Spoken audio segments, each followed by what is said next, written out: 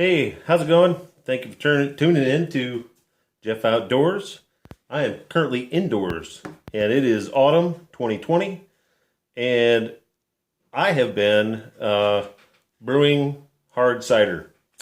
So we have a couple of apple orchards, one in the area here, one about an hour away. I was visiting some family, and they have a apple press in town, so I picked up a few gallons of their cider, and I've got two batches going, and I'll explain the difference. You see the different colors? So what we have here is this one here in the back. This is straight apple cider, fresh pressed, with a white wine yeast added and nothing else. And this was started back on I did a secondary fermentation, which I racked this on October 17th. So it's only been about a week. So it's going to age and clarify in this jug. So that's the color you get. This one here, as you can see, is more yellow. I just racked this about 10 minutes ago. This is now in secondary fermentation. This is from my local wine press, or cider press, here just about 15 minutes up the road. And this I decided to use some additives to kill the wild yeast. I let that sit for about 27 hours. And then I added wine yeast to it. So this is fermenting now, and they're both staying at about 72 degrees Fahrenheit, which is what you need for a good ferment. So that's why you see a difference in color. It could be the variety of apples as well, but you can see here this was wild yeast and wine yeast. This was kill the wild yeast, add the wine yeast. So pretty different. This first one here did sort of look like this one back when I first started the fermentation on this. That changed color. This darkened and got clearer, and it's clarifying now pretty well. I mean, you can see, if you get close enough, you can see it. You can see the haziness kind of dropping out of it. So that's why these are going to sit for, I'm thinking of having these sit for probably 2 to 3 months.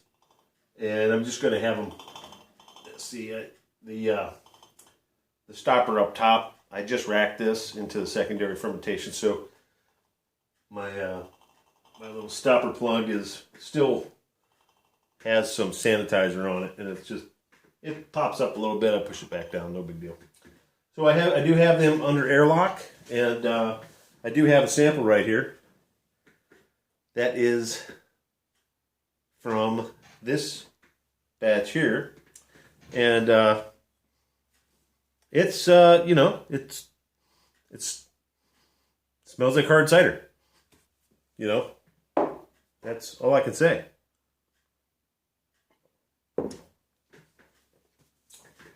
So we'll see how that comes out. So that's the project for this fall, while we're under this COVID stuff still. I thought it would be a neat project. Going to try to plan this cider out to enjoy during maple season. So maple season's just a few months off. Last year I tapped on January 22nd, was my test tap. And we'll see how this winter goes. They're calling for a cold, snowy winter. So I might not be able to get to tapping in January, but we'll see. At least tapping usually by mid February is usually a good target. After Valentine's Day, President's Day is kind of rule of thumb for a lot of people, but you just got to watch the weather. So that's what we're doing, making cider for maple season. I am going to probably add some of my homemade maple syrup, which is right here. You can see that golden syrup I got from the trees. boiled the sap down last. This is from March 1st. March 1st. That was boiled on March 1st and put in this jar. You can see the sediment here, so that is something that you do get. But it's called sugar sand. It's just something in the natural sugars and sap from the maple tree, and it doesn't do it. It's harmless. I mean, it's just a suspended type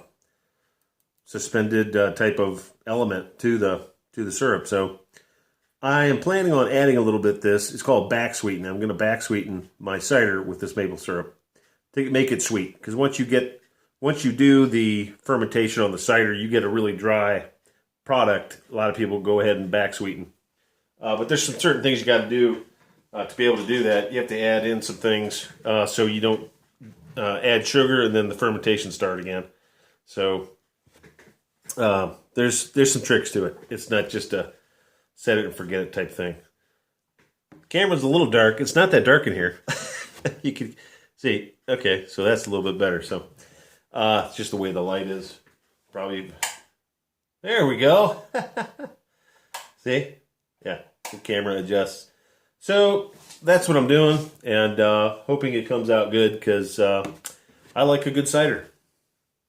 Cheers. Thanks for tuning in. Hope you like and subscribe. Gonna see what we can get into this winter, and again, maple syrup, sap boiling come spring. Can't wait. Okay, this is Jeff out for now. See you around. Giddy up.